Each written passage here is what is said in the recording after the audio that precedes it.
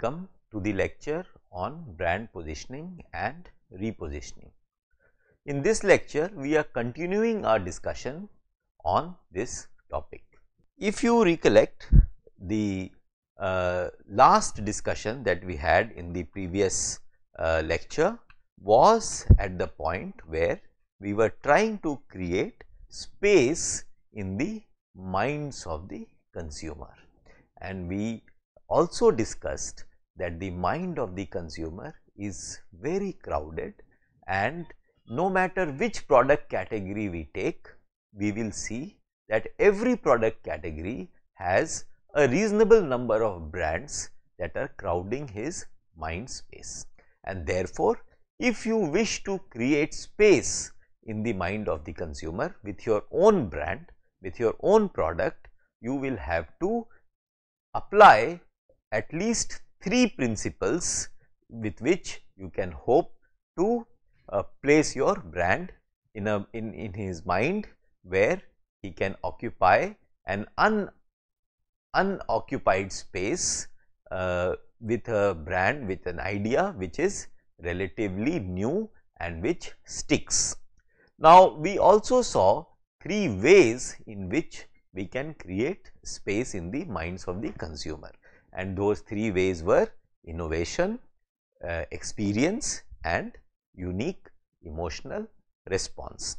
These were the 3 methods we discussed on how we can create space in the mind of the consumer, so that we can position our brand in the consumer's mind. Then we saw these methods with some examples. So, these were some of the examples which we would not go into detail in this lecture. However, the last point that we discussed was in the previous lecture, that we do not have to create space only in the minds of the consumer, but also in the marketplace. And here also we found out that there are 3 possible ways in which we can create space in the marketplace. And those 3 methods were: first, if a brand is being launched by a reputed corporate house, it suddenly creates space in the marketplace for a new product. Another aspect that we saw was strong POPs and PODs.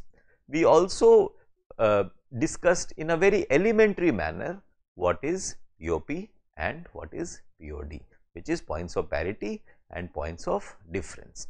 We will see these concepts in greater detail in today's lecture.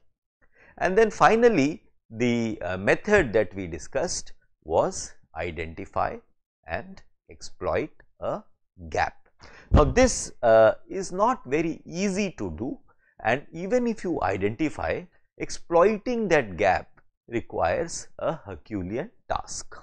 Here perhaps I can give you an example, and that is again an example from a media house called ABP, which is one of the largest media house in eastern India. Now, if you are aware, ABP has a large number of Bengali magazines, and these magazines are from cater to content of different genre.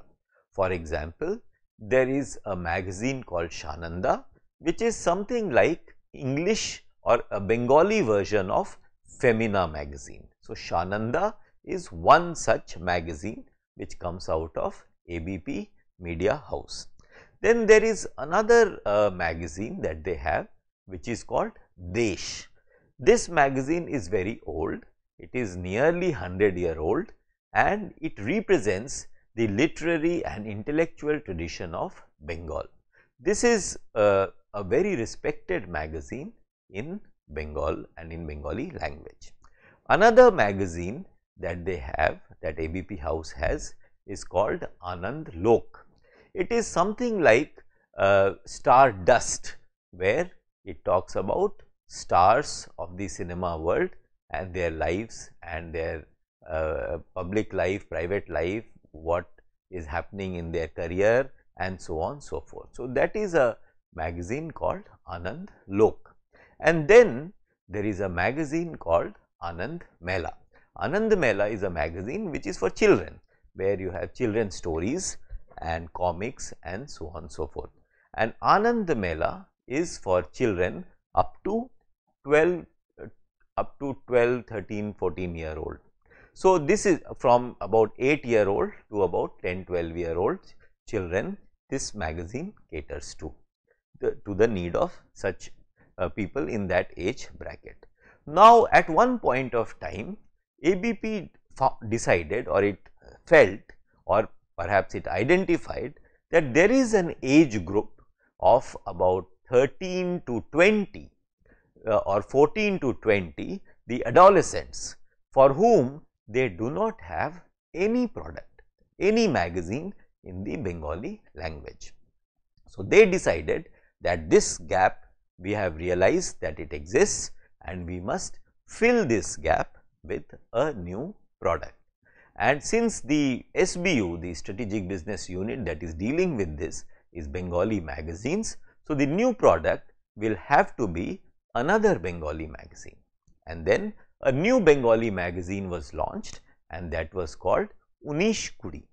Unish Kudi, if you understand Bangla or if you understand Hindi also, you will realize that Unish Kudi means 1920, and 1920 means this was a magazine that was catering to children or adolescents who were in the age bracket of about 17 to 20.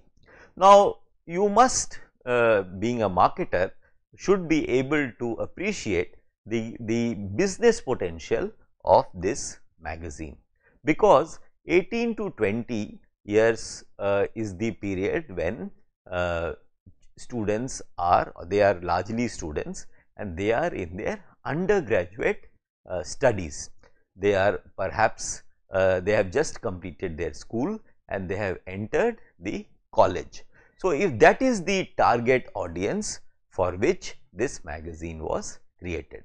Now, you must also understand that this is also a target group which is trying to find its feet in terms of forming its taste, what it likes, what it does not like in terms of consumption. And if you catch them young, you would be able to retain them all their life. So, this magazine had great advertisement potential, because all brands were targeting this target group of people, and therefore, this magazine was a big success. So, what I am trying to say is that creating space in the marketplace can be done in these three ways, can be done in many ways, but at least these three ways you must be aware of, that when you launch a product, if it comes from a reputed company, a reputed corporation, it is easier for that company to create space. And then when you launch a product, it must have strong POPs and strong PODs. These concepts we will deal in greater detail in the next slide. And if you can identify and exploit a gap or an underserved or unserved segment in the market. Now, let us look at what are these POPs and PODs. Now, all of us know that marketplace is a crowded place. It is crowded, not just crowded with people, but it is crowded with products, it is crowded with brands, and all of them are trying to rival one another, or all are trying to outshout each other in catching the attention of people. And just shouting is not enough. All of us know that simply being loud and shouting at the top of your voice and asking consumers to walk into your store and buy your product is not enough, because consumers look for value. Consumers look for value in different form, not just in concrete form, but also in abstract form, as we have seen throughout this course on brand management so far. So, where does this value come from? This value comes from POPs and PODs. We will discuss these POPs and PODs now. Now, as we have seen so far that POP is points of parity and POD is points of difference. Now, definition of points of parity, and let me go to points of parity first, because this is the most difficult thing to do. It is not that POD is easy, but POP is equally difficult, and POP is not necessarily unique to the brand, but in fact may be shared with other brands. This requires a little discussion and understanding. Now, let us say that there are two phones in the marketplace and they are Apple and Samsung. Now, both are popular brands and a large number of people are buying these two brands of mobile phones. Now, suddenly a new brand, say Vivo or Oppo, enters the marketplace. Now, what is your first concern? It is possible that Oppo or Vivo are slightly cheaper than both Apple and Samsung. But what really is your concern? I mean, you may be happy to buy a phone at 20k or 20,000 rupees when a similar phone by Samsung is available at 40,000 rupees. So, you might be quite happy to get a phone for 20,000 rupees, but you will have some concerns. And what are those concerns? Those concerns are that will this phone, Oppo or Vivo, be able to perform as well as Samsung or Apple? Will it have similar product features? Will it have a camera which is as good if not better, or at least when I take a picture of an event or of a family member, it will be of reasonably good quality. When I make a phone call, the voice quality, the sound quality, clarity will be good enough when I make a phone call. Will it have a good battery life? Will it, if it falls accidentally from my hand, will it break into pieces, or it will have a sturdiness, and so on so forth. So, there will be many concerns that we will have, because we do not know whether this brand Oppo or Vivo can fulfill my basic requirements from a mobile phone.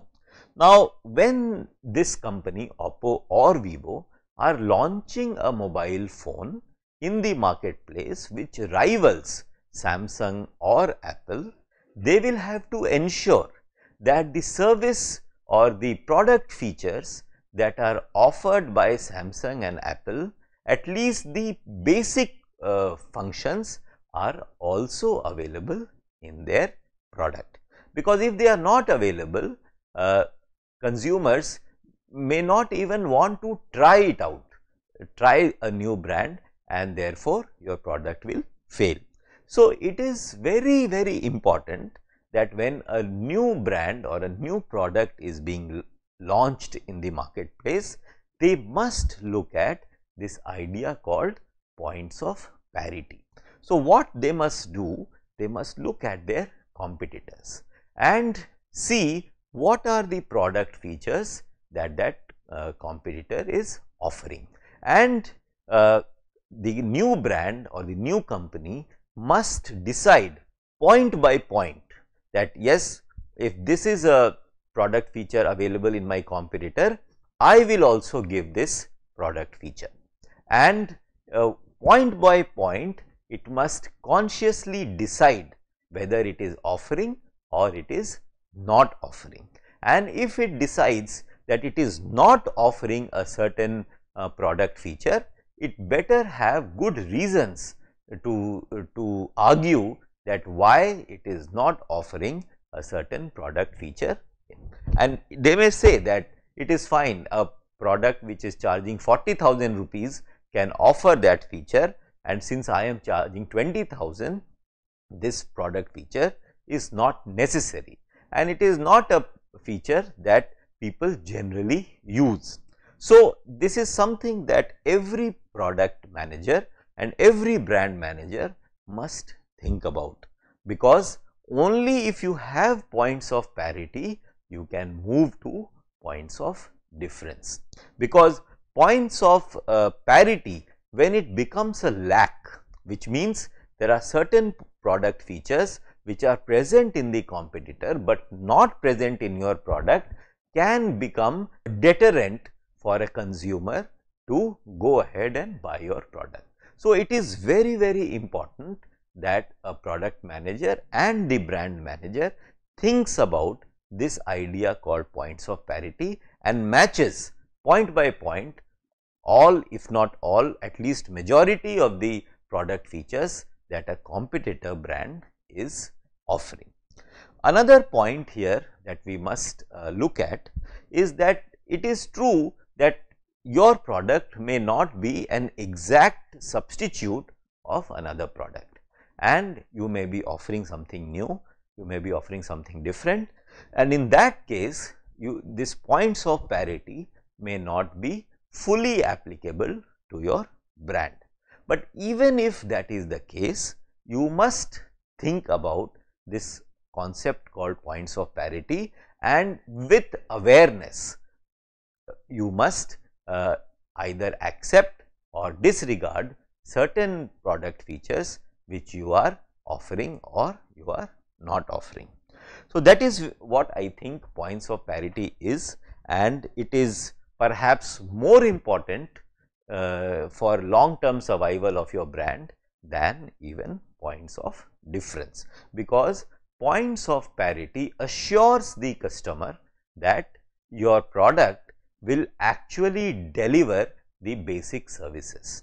And often we see that many advanced products, they may offer many advanced solutions, but they falter on basic solutions and basic services. So, it is like the bare minimum, and unless you do the bare minimum, you can't really graduate to the higher level. So, that is why I always suggest to the product and the brand managers that please take greater care of points of parity before you even think of points of difference. Points of difference, as you can see in the definition, that they are attributes or benefits that consumers strongly associate with a brand, positively evaluate and believe that they could not find to the same extent with a competitive brand.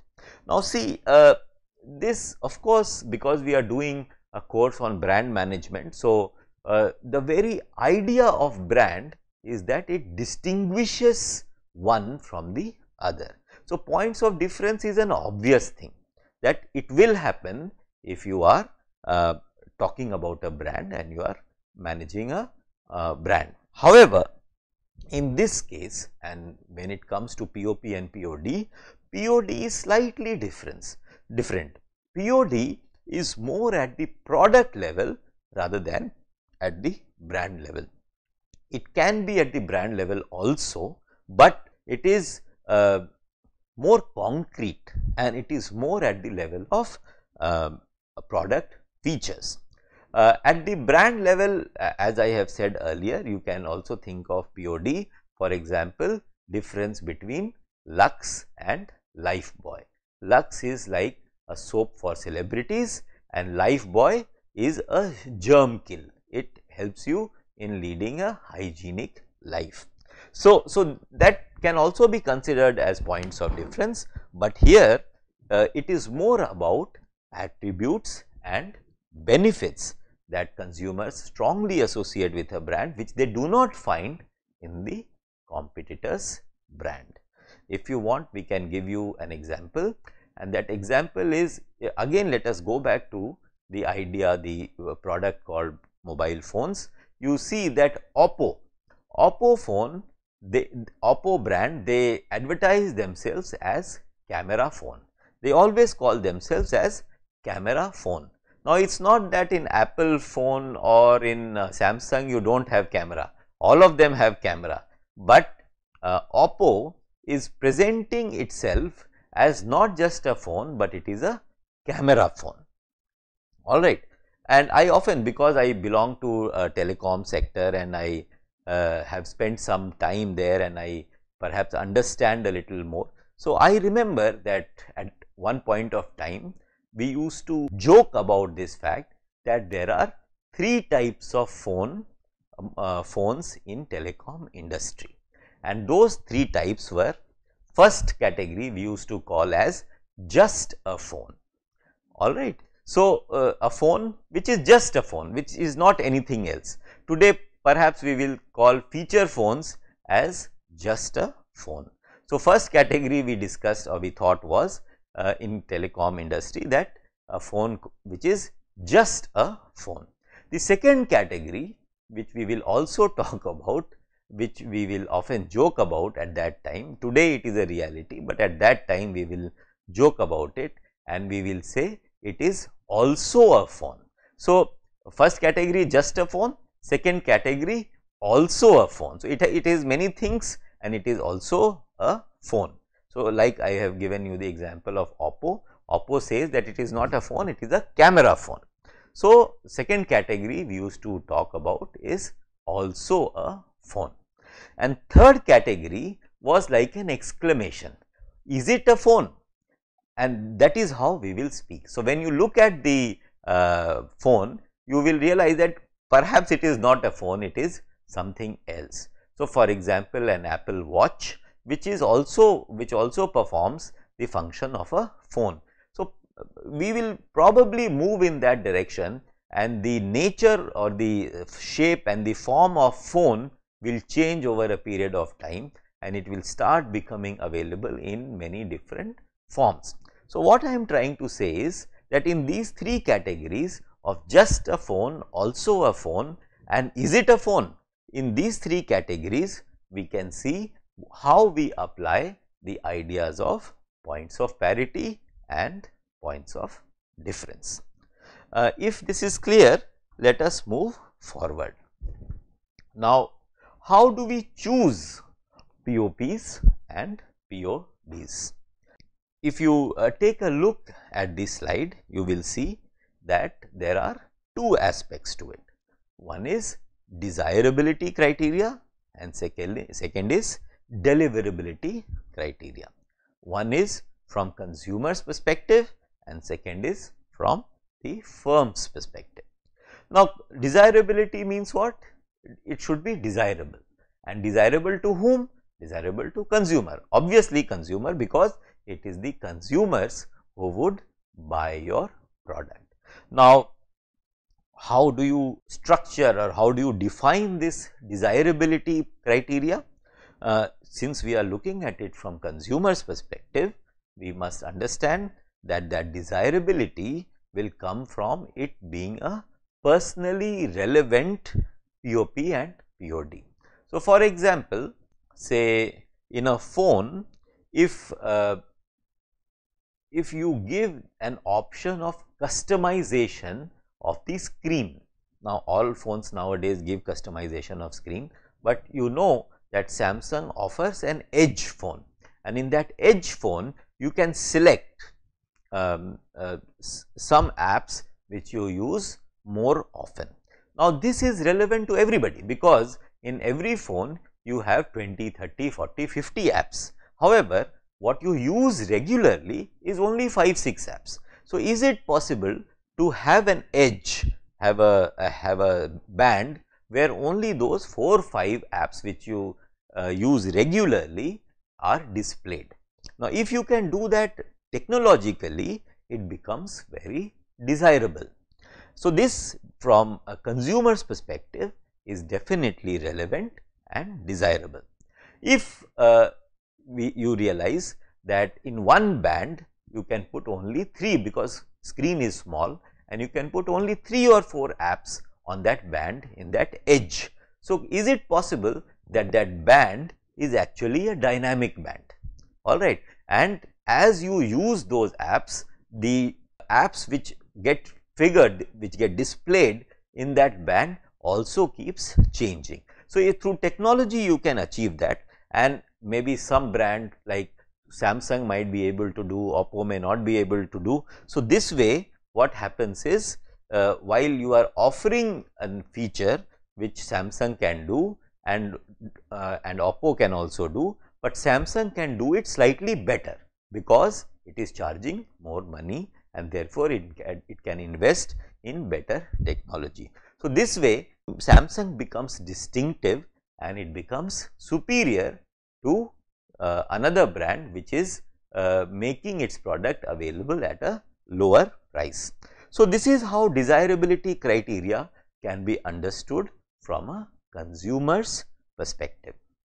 So, it should be personally relevant, it should be distinctive and superior, and it should be believable or credible. So, if it comes from a reasonably known company, you will believe that what they are offering will actually be available in the product and you will be able to use it. So, desirability criteria comes from consumers perspective, and while you are choosing POP and POD, you must be aware that what perhaps are the desirable factors that consumers may want from your product. Next point is deliverability criteria. Now, deliverability has many constraints. Desirability is a conceptual exercise. You can do market research, you can rely on your own intuition, you can talk to people in your team, you can talk to some consumers and then decide that these are the things that consumers want. But just because consumers want does not mean that you will actually give them, and even if you want to give them, there is a cost involved. And what is that cost? That cost can be company, and that cost can be money because you will have to invest, you have to buy, or it can be people. You may have in your technology team, maybe you have only 5 people, what you need is 5 more people, and that may not be possible to do very quickly. So, it may not be very feasible, and then it may also be possible that that technology has not yet evolved, or that know-how is not available in the market. So, even if consumers want it, you are not in a position to give it because it is not just not available, it is just not possible. So, that is why it is important for brand managers to understand that deliverability criteria involves feasibility. So, whether it is possible to do, whether it is possible to do within a reasonable time frame and within reasonable cost, because just to offer one product feature, if you have to invest say lakhs and lakhs of rupees, and then the price of that product which otherwise was 40,000 becomes 75,000, then it is of no use, because just for that product feature people may not pay 20,000 or 30,000 more just for the same mobile phone. So, as a brand manager, you must understand that the profitability criteria of any product feature, whether it is POP or POD, POP is fine, but POD in particular, if you wish to have, you must think of the feasibility and profitability angle. You must also think of preemptive, defensible and difficult to attack elements. This means that you are going for the kill.